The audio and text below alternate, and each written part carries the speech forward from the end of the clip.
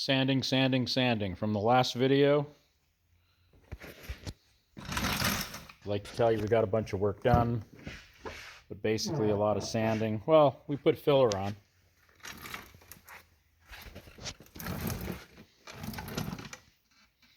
Now we're going to sand properly all the way up to this tape line.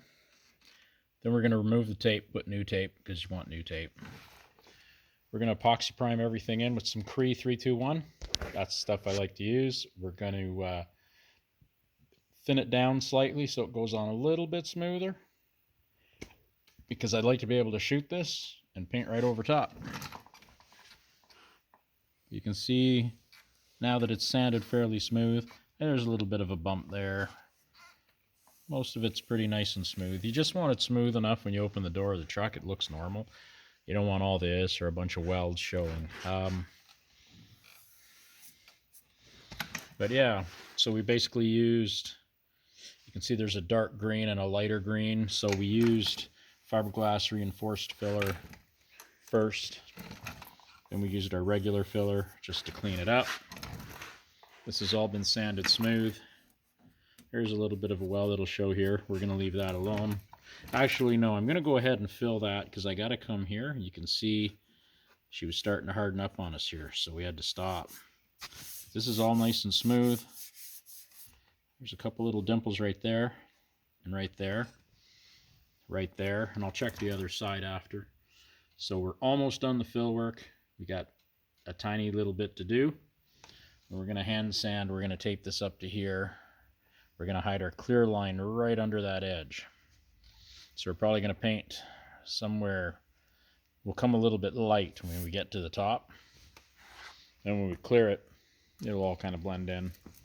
We're not going to try hard to do a blend here. I mean, it's a dark charcoal and we're doing just this part and then the rocker.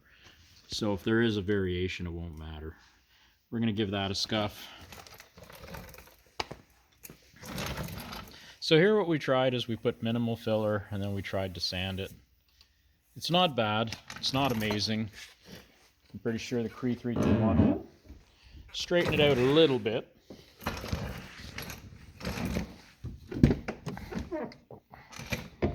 Now, on the front, I did something a little different. We basically went across the whole thing, so it's nice and smooth. But we filled that and sanded it fairly quickly. This was a bear to sand. If you put a machine flat against this edge, it'll come up and hit. You don't want that. We had tape here, that's why the line. But we wanted this transition here to look just like it did before. And I mean, if there's a few little waves in it, we're not going to be too concerned about that. But we wanted to make sure we had, you know, a pretty good transition.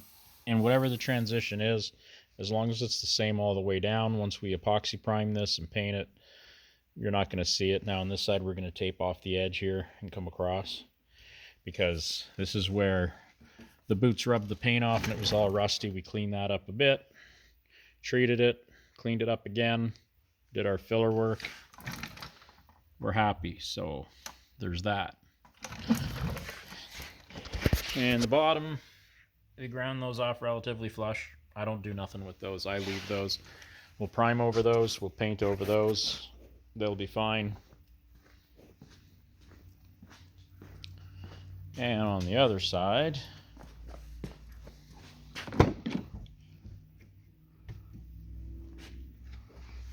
you can see how this side we put the filler a little bit fatter.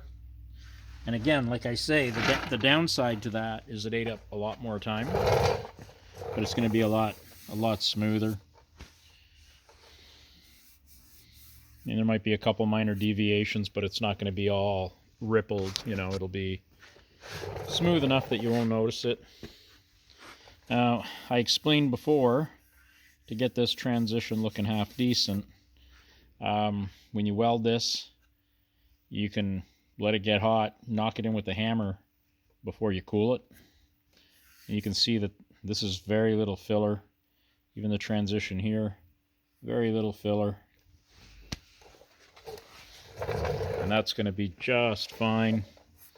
There's going to be a little mark here, a couple things like that, but mostly this will be nice. Yeah, there's a little bit of a low there. We're not going to play with that too much. We're good there. We don't care. This is pretty good, pretty smooth. Like on the other side, I showed where we should have filled that one spot. Here we did. We could use a little bit of fill right here. There's a little hollow there, but it's so minor. Going to be honest, I'm not going to worry about that. We're going to fill those divots on the other side and call it a day. But that's pretty good. We'll clean it, tape everything, and prime. Seems to take a day to tape up these trucks. Better part of your day. So here we got our pencil line, really nice. There's no squiggles or nothing in it. It's about the size of a pencil this round, so I don't know what you'd call that transition, but it works pretty good. There's a little transition there from original, and I'm sure it's a little bit rounder. If I'm a little sharper, I'm not too worried about that. But here we filled it again all the way. We basically filled this whole edge, filled the whole side, and this is what guys mean by don't be afraid to put a lot of Bondo. We put a lot of filler across this one because it was kind of wavy. But as you can see, once you straighten it out, now I did have to block this one a little bit by hand because I was concerned. But you can see right through most of it. So there wouldn't be, there wouldn't be a 16th on there. There'd be like maybe a 32nd, probably less.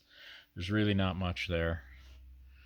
So again, this side, I noticed the little dots in the paint where it was starting. So what happens is you step on it, little stones off your boots, but little cracks in the paint, moisture gets in, it starts to spider web underneath. So we cleaned all that up and fixed it. And the idea is just to get the longest amount of time out of it you can. But yeah, we've got our rockers on.